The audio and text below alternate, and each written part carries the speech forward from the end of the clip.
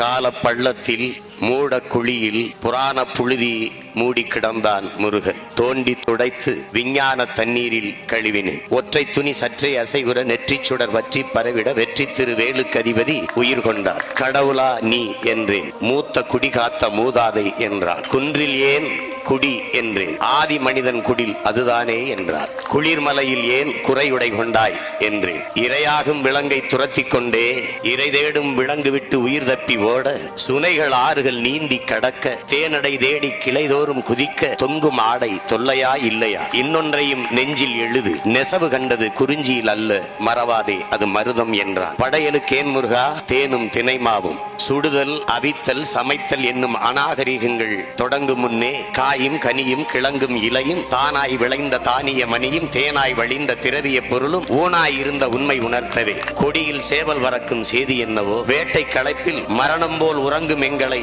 அதிகாலையில் எழுப்பும் முதல் பறவை அதுதானே என்றார். கல்லாயுதம் தோற்ற விடத்து வேலாயுதம் கண்ட முதல் மனிதன் நான் என்றார். வேலின் தொழில்கள் விளம்பக்கேன்.